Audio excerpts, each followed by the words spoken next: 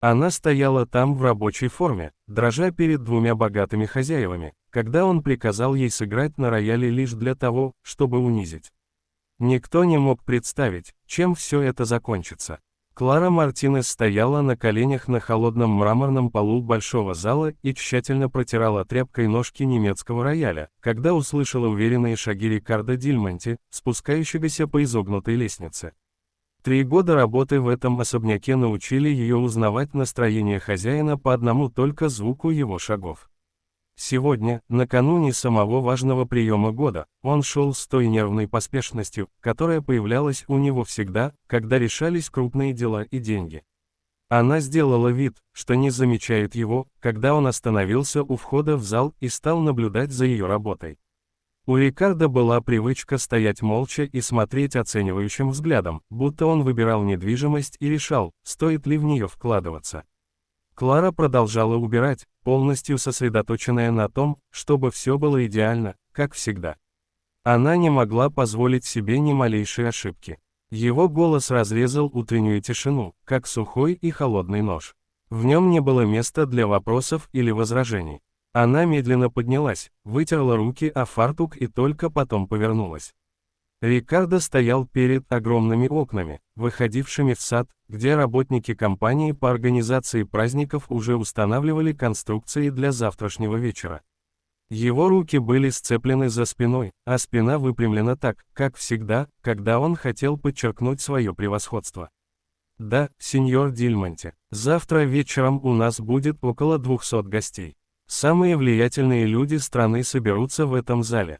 Он медленно обернулся, и Клара заметила в его глазах что-то странное. Какой-то холодный, почти жестокий блеск, который она не могла понять. Это важные люди, инвесторы, предприниматели, политики. Те, кто может одним словом построить или разрушить карьеру. Клара кивнула, не совсем понимая, к чему он ведет. За 3 года работы здесь она видела много таких приемов. Она всегда оставалась за кулисами, подавала напитки, убирала тарелки, делала свою работу и старалась быть незаметной. Быть незаметной значило быть в безопасности. «Мне нужно произвести на них впечатление», — продолжил Рикардо, медленно обходя ее кругом, «показать, что я не просто удачливый бизнесмен, а человек с вкусом и культурой. Тот, кто ценит искусство». Живот Клары неприятно сжался, она хорошо знала этот тон. Он говорил так, когда что-то замышлял. 3 года было достаточно, чтобы научиться читать эти знаки. «Ты умеешь играть на пианино?» Это прозвучало не как вопрос, а как холодное утверждение. Кровь у Клары словно застыла в жилах. Она замялась всего на секунду.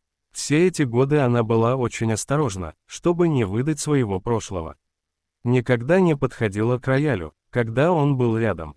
Никогда не показывала, что знает классическую музыку. Никогда не позволяла себе сделать что-то, что могло бы раскрыть ее историю. «Немного, сеньор Дильмонти», — тихо ответила она, и эта ложь почти не была слышна. Рикардо улыбнулся, но в этой улыбке не было ни капли тепла. «Не лгай мне, Клара. Я прекрасно знаю, кто ты. Знаю, откуда ты, и знаю, что ты потеряла». Мир Клары словно качнулся, сердце забилось быстрее, а ноги стали ватными. Откуда он мог знать? Она никогда никому не рассказывала об этом. «Завтра во время ужина ты сыграешь для моих гостей», — сказал он и остановился так близко, что она почувствовала запах его дорогого парфюма. «Конечно, ты будешь в своей форме горничной. Я хочу, чтобы все увидели, что у меня хороший вкус даже в выборе персонала». Клара хотела что-то сказать, возразить, но слова застряли в горле. Годы молчаливого унижения сделали свое дело. «Это не обсуждается», — он поднял руку, прерывая ее, «ты сыграешь Шопена, Баха, что-нибудь, что они узнают и оценят. И, сыграешь хорошо, очень хорошо, потому что если нет, в понедельник утром можешь искать себе другую работу». Ультиматум повис в воздухе, как настоящая угроза. Клара знала, что он не шутит. Рикардо Дильмонти никогда не шутил в таких вещах. А идти ей было некуда. У нее не было семьи, не было сбережений, не было связей, которые когда-то существовали в музыкальном мире. «Поняла, сеньор. Отлично», — сказал он с довольной улыбкой, — «и запомни одну вещь. Ты здесь не артистка, ты моя служанка, служанка, которая просто умеет играть на пианино. Никогда об этом не забывай. Он вышел, оставив Клару одну с роялем, который она каждый день протирала, но никогда не трогала. Она подошла ближе и провела пальцами по клавишам, не нажимая ни одной. Инструмент всегда был идеально настроен. Его регулярно обслуживал мастер, но никто на нем не играл.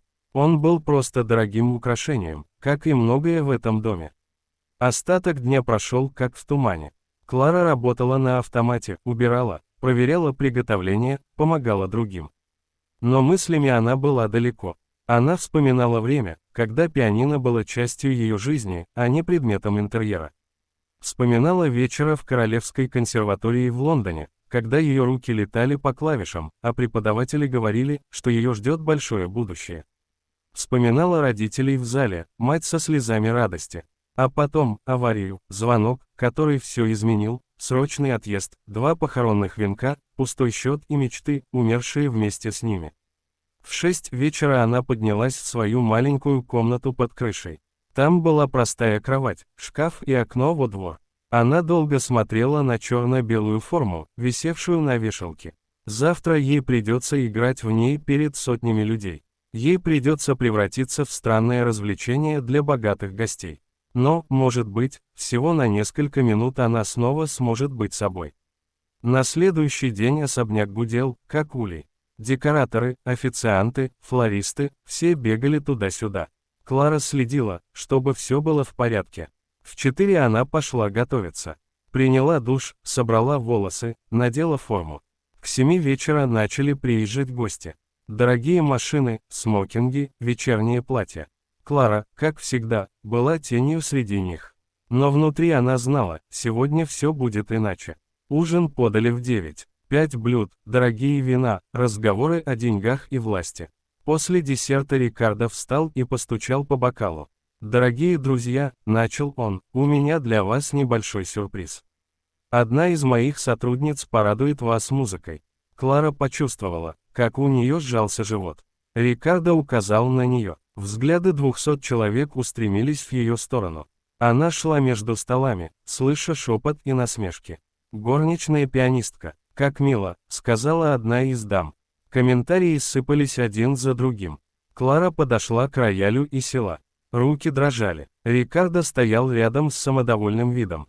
Она закрыла глаза и глубоко вдохнула. Вспомнила отца и мать. Когда она открыла глаза, страх немного отступил. Она начала играть. Первые ноты Шопена наполнили залив.